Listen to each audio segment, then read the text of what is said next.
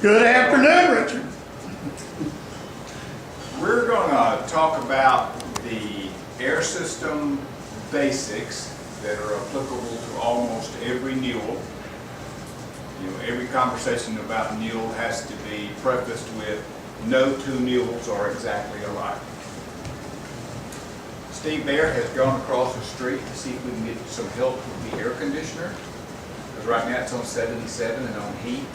And between it being 77 degrees in this room and me droning on, it will be like anesthesia for you. So I apologize for that. So we're going to try to get it cooled off. A couple things about the topics and the approach of delivering this material. I heard somebody in this room the other day talking about it, and what they said was absolutely 100% true. They said when you're working with Richard, he will leave you a breadcrumb trail, but he won't give you enough information to just execute it without thinking about it. So I very much try to stay with the fundamentals, because if you understand the fundamentals and you use the fundamentals, you can use them in conjunction with the conversation that Steve is going to have later about how to find air leaks to solve most of your air system problems. At the very end of this, if you want to talk about, leaks you found or current issues you have, we can do that, but please hold it to the end. Because if you don't, we will go down 20 rabbit holes before we get through the material. So I'm just, I don't mind questions, they won't bother me. I'm not up here bumping my gums to hear myself talk. I'm trying to transmit what I think I know to you. And if you find any inaccuracies in what I say, please stop me. Because we've got people from the trucking industry who deal with this every day. They know it. We got guys that have lived under their coaches diagramming things, and they know it. And I'm doing it from up here, and there's a few corrupted memory chips up there.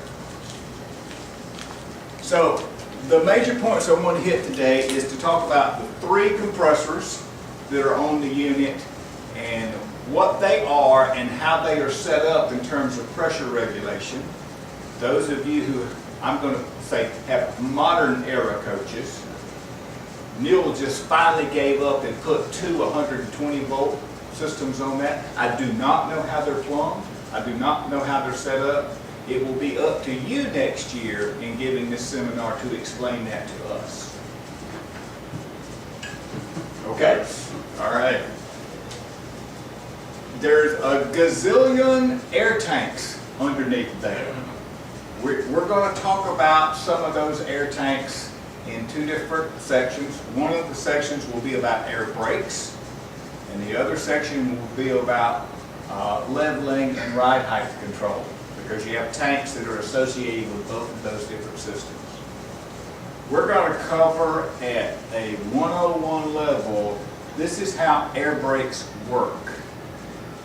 It's pretty important, all of us as pilots of these things going down the road, that you have an appreciation for what's going on there, because it is so different than a hydraulic brake system. It's just good to understand some of the oddities that can happen. And then probably to the heart of this conversation, we're going to talk about the infamous 6-pack and the height control valve. It is an extremely common misconception about how those things are plumbed and how they work. And if you don't have the correct understanding of how they are piped and how they function, you will go around and around and around in circles trying to fix either your coach dropping on a corner while it's parked, or not sitting level, or something else. Because you will be looking in the wrong place. So it'll be great to talk about that all you want to. And then I left the last one open by request. I ran out of time drawing posters. I'm going to have to draw 2 systems for you live, and I'll do this at the end. It's very important to understand, right around the 12-volt compressor area, there's some check valves and some regulators, so that the 12-volt compressor is only used for a very small amount of air consumption. It's good to understand that. And most of you also have a Newell special on your 120-volt pump that automatically exhausts the air and is supposed to drain some of the moisture by itself. And it's good to understand how that system works. Before we get started on topics, are there any other major topics about the air system that you guys would want to discuss today?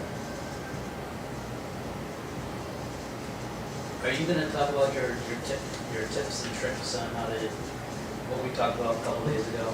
I believe that Steve is going to cover the use of the isolation valve. Okay.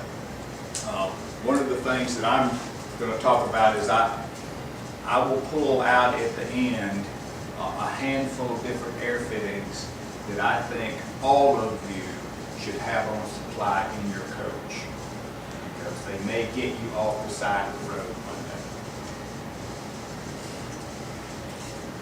How about the hottest, best air dryer for air? Bendix. I'll come by and see, dude, I don't know. The one I got in there is shit. Okay. All right. Got 3 compressors on the coach. Those modern eras have 220 volts, but almost all the other coaches have an engine-driven compressor. It's hard mounted to the engine, and there is a governor on that engine where you can adjust the air pressure set points up and down slightly, but they are generally set for that compressor to come on at 90 psi and to turn off about 120 psi.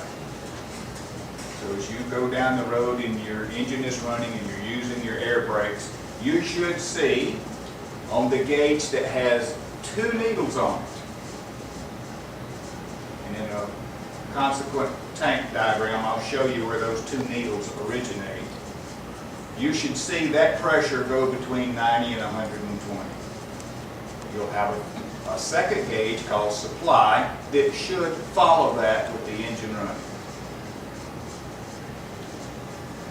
Almost all of us have a 120 volt aux compressor. Most of them these days are made by Thomas. At some point in time, a Gast supplied a very good compressor to Newell. And a few of us have a compressor made by Junair. Newell went away from the Junairs because you have to change the oil in it. Those compressors are usually set to come on at 70 and to turn off just shy of 90.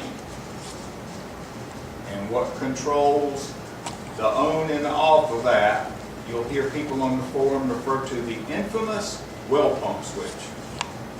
And it literally is that. It is a water well pump switch that you can buy at Lowe's, that you can adjust the pressure up and down, and the power to the compressor runs through that switch, and it's teed into the air line so it reads the pressure. So you can leave your, the 12-volt compressor, and we're going to talk about how this works in a second, is plumbed in on most coaches just to operate the potty and the air doors. On some coaches it will keep the slide seals inflated, on others it will not, and on some of them it will, on some of them, and it won't on some of them. It's typical Newell logic about how that works. But it is also controlled with another well pump switch, not the same well pump switch. And it usually comes on at about 45 pounds and turns off about 60. So let's talk about how these chat with one another. Those are all tied together in the air system. If you're driving down the road and this one always comes on at 90, do these 2 ever come on? No, they shouldn't. All right. you're parked, you're plugged into a power pedestal. You've got the switches on for the 120 and the 12. This one's operating, never gets below 70. Will the 12 volt compressor ever come on? No. Shouldn't. It should not. So why have a 12 volt compressor? Boondocking, that's exactly their answer. Because as many of you know, when you take 12 volt power and you run it through an inverter to get 120 volt power, you take it about an immediate 30% loss in efficiency. So it's not a very efficient way of producing air. A 12 volt direct motor uses far less current, but because it's a very low capacity compressor, Newell has plumbed it so that it only provides air to the potties, the doors, and sometimes the slide steels. Questions about those three compressors? So the quick question on that 12. The only time the 12 volt should be on is boondocking? You can leave it on all the time, but its primary use is for boondocking and backup. Backup, that's what I was gonna say. It saved me where the 120 volt quit and the 12 volt still opened my boaty door. And It's flush also your hard body. to switch. If you get in the bathroom, you can't get the door open, you have to switch. Mine's the other way around. I lost my 12 volt 2.5 weeks ago. Now I'm riding on the 120. And also when you ride down the road, that shouldn't be on. That should never. I mean, you can leave it on, it's not going to come on. Right, it's not gonna come on, but you shouldn't have the switch turned on anyway, right? It doesn't matter. I leave mine on all the time. Yeah, I never turn mine on. Oh, really? Okay. The one thing you do need to mention, Richard, if you plug it up, your coach up to air, always turn those off. Say that again? If you plug your coach up to air, shop air at home, always cut those off. Like that rule, then. Because if you don't, and your air compressor goes out at home, then you're gonna burn the pumps up trying to supply your shop. No, Just a thought. I guess. Oh, I got an alibi on that too. My 12 volt is on now to keep. All right, so let's cover that in the after hours conversation. All right, just generic flow path here of air. Comes out of the engine compressor. If you look at the side of, if you have a Detroit engine, you'll see the compressor sitting on the passenger side. There's a braided stainless steel hose that leads out of that compressor. It leads to the air dryer, and in most Newells, that air dryer is behind the left tag. And they're usually Bendix, and they have what looks like a ginormous oil filter screwed on the top of them, which is a desiccant cartridge. Steve can talk about how often you should change that.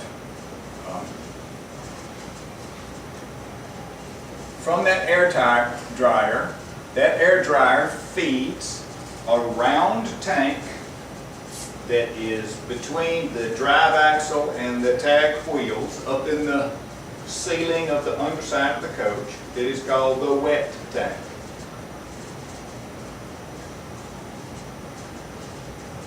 That wet tank goes through a manifold of sorts, and it goes forward to feed two tanks that are under the front axle of the coach, the primary and the secondary brake tanks.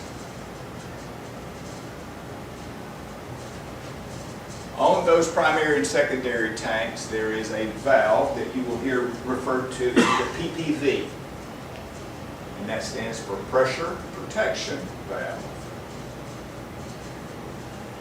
And the purpose of that valve is if you have a catastrophic leak beyond the air brake system, you know, you blow a slide seal, your pipe, your cylinder on your sewer dump valve just loses its mind, you cut a hose there. It will give priority air feed to the air brake system. And they don't usually open. You can buy them at different set points, but most of the time Newell supply the coach with PPVs that open at 60 pounds. So that's going to explain something that you will see. If your coach has been sitting for a while with no air on it, and it's leaked all of the air out, let's say it's on 0, and you crank it, you will watch. Remember that I told you about the gauge with the 2 needles? That's your brake tank gauge, primary and secondary, and then there's the supply gauge, which is the rest of the system. You will watch those 2 needles start to rise, and the supply will sit on 0.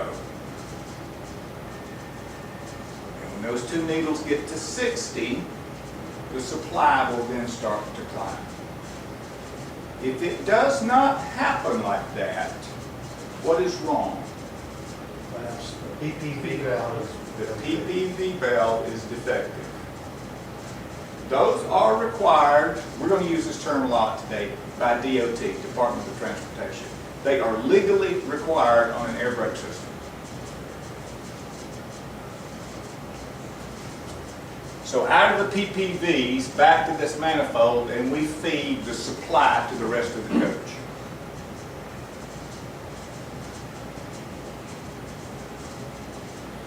Does that make sense? Do we have questions? Where's the supply tank? On my coach and most of the ones of my era, there is a small tank that is located in front of the passenger drive tire. Some coaches have a second supply tank that is located in the roof of the generator blower bay. Those 2 work together if you have them both? They're interconnected somehow. I have not chased down the lines to know exactly what the interconnection is.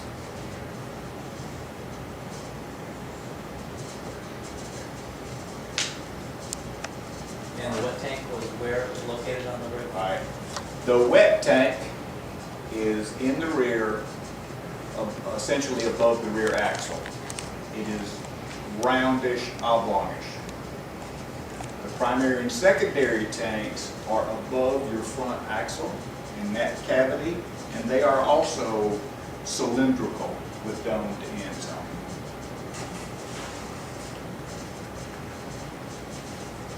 The reason I'm describing them as cylindrical and domed is that all of the tanks that work with the leveling system are square and welded as part of the frame.